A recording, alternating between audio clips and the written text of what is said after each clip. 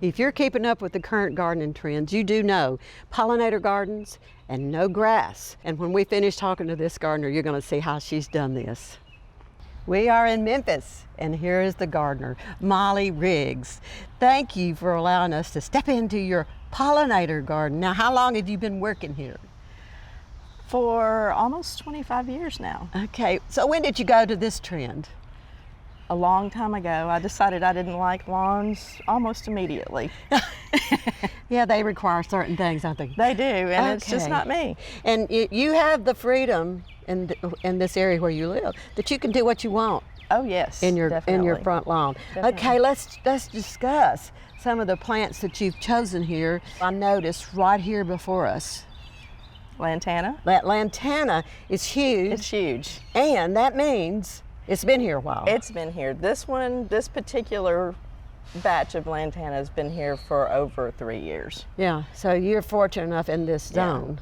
Yeah. that occasionally I'll have one. Yeah. You know, I do like the Artemisia that really is a contrast to some of the other plants that you have in, and it's a nice vertical for you. Yes. Then up front here, those two plants, the Echinacea, Yes, and the verbena. the verbena, and you know, some people call that Polaris verbena, but it definitely is a reseeder, isn't it? Definitely, yeah. And a lot of these plants, that's the great thing about the ones you've chosen, is you aren't constantly having to go out and purchase new plants. Well, Right. what is the season that you experience along with the first bees you see and the last you see in the fall? What are you seeing in this pollinating garden? They come pretty early, actually. They were here early May. Yeah. And, oh, you've got a dragonfly by your head. Oh, a dragonfly. That means he's eating mosquitoes. Yeah, yeah. And actually, I get quite a few hummingbirds as well. Uh-huh. And I don't put out feeders. Well, typically I don't either, but I can see that the Echinacea has the activity of the bees early in the morning, don't they? Oh, yeah.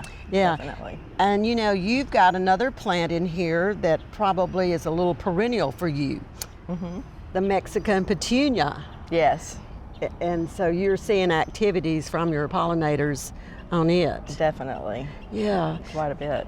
So you don't have a lot of maintenance time either in this garden, do you?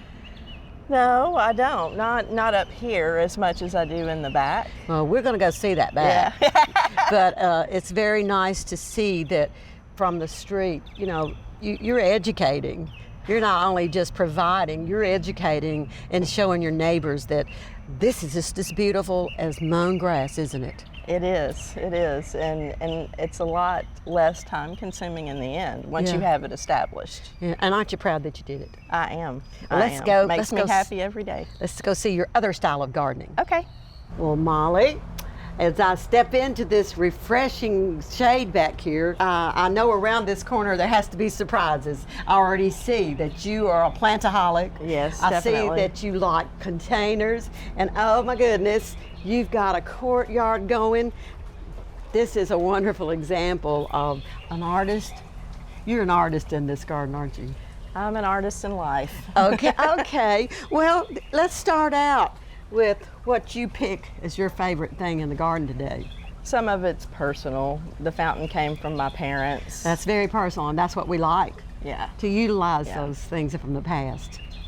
yeah, definitely. The arbors from my parents. Yes, and you have wonderful plants, but I'm going to just set off of this sitting area that you've created back here. There sits an agave. How old is that? I've had it for about 20 years, and it came from a father of a friend, and it was a pass along from a great grandmother. Yes, you know, I know what you have to do. You have to bring it out and take it in. Yes, I know. Well, yes, I've and got quite a few of those. I like what you did over here.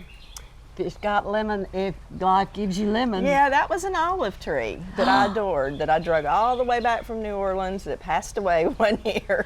Wow. And I just, it also had special meaning to me, and so I decided I'm not going to get rid of Exactly. it. I'm going to do something fun with I it. think that's really great in how we utilize the plants and items with a purpose. Yeah. That's right. Well, and I like your stepping stones. And now these bowling balls, That's a nice creation right Yeah, there. that's a start. Yeah, it's part of my barricading of this new bed. You know, with my babies, my 3 dogs. I understand. We all have those things. I like your choices of what you put over here to decorate with. And I like your shells in that wheelbarrow. Thank you. I've seen plants in wheelbarrows, but I don't know that I've ever seen the shells and the glass. Now, I know this is a bird of paradise. It is, and that actually came from the same person as the agave plant. And have you had it bloom? I have not. Well, you know, it's still an interesting plant, isn't it? Well, and I know that there are some other items that you have repurposed here in your garden. Now, do you have much maintenance in this area? I actually have more back here than I do up front. Really? Yeah. Well, it's because you're preserving Yeah. in and out and making Right. sure the elements are right, because That's a lot of it, because in the beginning of the season, this actually gets a lot of sun. before it leaves out. Yeah, and actually the bird of paradise got a little sun blister. I drug it out here for You the didn't garden walk too acclimate soon. it. Yes. I do love this corner of your garden, Molly, and I think that you have said that there are particular things of interest in here for you. Let's start with this arbor. You said it has meaning to you. That also came from my parents. They had an antique store for many years, and this was one of the first things with the fountain you saw when you came in the front door. I'm seeing something I didn't see before. A lemon tree, You have, is it a Meyer? a Meyer lemon tree. Oh, and you have little lemons. Yeah, there's actually a decent sized one kind of tucked under there. Well, I hate to tell you this, one year I had 17 on mine. Wow. But you have to take it in. Yes, another take in. And it blooms in the winter and it's so fragrant. It's a self-pollinator. Right. That's why we can have them. I really admire this wall, this eclectic wall here. What you got, the headboard, Yeah. and what's that special artwork? And that, Just a little garden window. yes, but did you do the art in it? I did, but that's not typical of my artwork. That's my garden Well, artwork. it's typically good right here. Yeah, thank you. And this is chicken house. That's what I thought. Everybody Better recognizes known as the chicken coop. stable. It's huge. Well, and you have residents? I do. I have several girls that live in there. Oh, well, it definitely makes a statement for all, and it just completes this whole area for you. You don't have to, worry about plants. You've got residents. I don't you? do. I do. I admire your usages of things from the past. Yeah. And how you've introduced plants that are the now time, and you have a lot of different points of interest, shall I say, this whole entire area back here. You've Thank done you. well. Oh, thank you for coming. For inspiring garden tours, growing tips, and garden projects, visit our website at volunteergardener.org or on YouTube at the Volunteer Gardener channel, and like us on Facebook.